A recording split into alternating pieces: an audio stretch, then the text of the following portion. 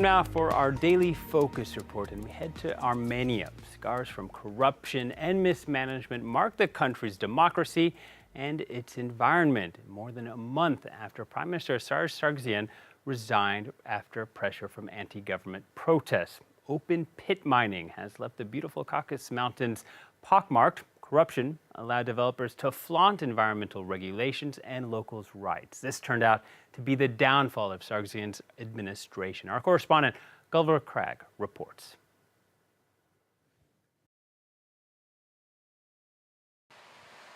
Levon Alikhanyan used to run one of the biggest farms in his district. Now he just keeps bees. It's all I've got left. You know, I used to have 3 sons here working with me, and their wives, doing all kinds of work. They all left when I lost the land. In 2009, a mining company made a compulsory purchase of Levon's land and gave him $20,000, a fraction of what he says it was worth.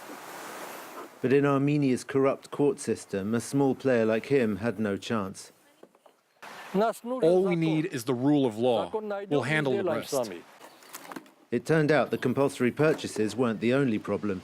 Last year, 40% of Levon's bees died.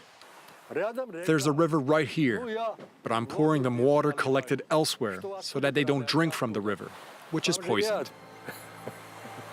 Levon blames the gargantuan Tegut mine, which started producing copper and molybdenum in 2014. Its tailings dam here is supposed to keep toxic waste from entering the water table, but it appears to have leaked, sending lead, arsenic and other toxins into the river. The mining company denies the leak, but has suspended production. Yet the toxins are still affecting fruit trees in the area. Levon's friend Ashot is monitoring his with concern. It's terrible. Last year there was so much of this. Can you see? It's the first sign. The whole orchard is going yellow from the contaminated irrigation water. Ashot already had to destroy 350 trees. This cherry tree used to yield 150 kilos of cherries every year. When we complained to local authorities that the water was poisoned, all they had to say was that the mine's owner is very high up. They meant the president, of course. He's the owner, so what can you do against him?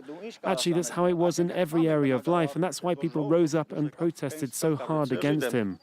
The mine's ownership via various offshore companies is opaque, but Ashot and Levon are convinced that Armenia's former leader Serzh Sargsyan had a controlling stake. Most local people opposed Sargsyan, but many hope that the mine will reopen all the same. It provided more than 1,200 jobs after all. Artsrun is one of just a few dozen workers who've been kept on while production is halted.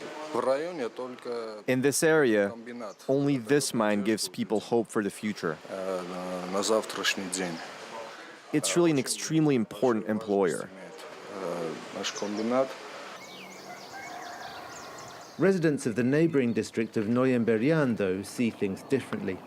In cooperation with activists from the Armenian Ecological Front, they mobilized against a company that wanted to prospect for gold and silver in the area. Leaflets aim to bust myths about the benefits of the industry. This one shows a myth according to which the mining companies pay a huge amount of taxes, but this is not true. In 2016, they paid 39.1 billion Armenian dollars, which is only 3.5% of the whole state tax revenues. It's never confirmed that they actually took out from the customs the amount of ore that they declared. They can easily bribe the customs office and take dozens or hundreds of tons, a lot more. Artak Khushchan, who runs a cafe in Noyemberyan, thinks the town should focus on other sources of revenue. I think this town has great potential as a tourist destination. We already have beautiful landscapes, beautiful nature. It's all here. We just need some more financial investments. One of Artak's projects is to develop mountain bike tracks in these highlands, where he says adventure tourism could coexist with traditional lifestyles. We spent our childhood years here. The locals' main occupation was raising livestock, and it still is. We used to come up here often with our grandparents. But this is exactly where the mining company wanted to start prospecting.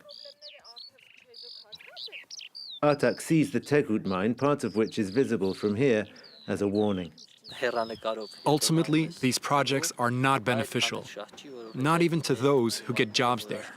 And that's because the income they earn will end up being spent either by them or their children on overcoming the various illnesses caused by pollution. Campaigners do not expect Armenia's new authorities to suddenly change the country's policy on mining entirely, but they do hope that a more democratic regime will be more prepared to listen to them and to respect due process and environmental regulations.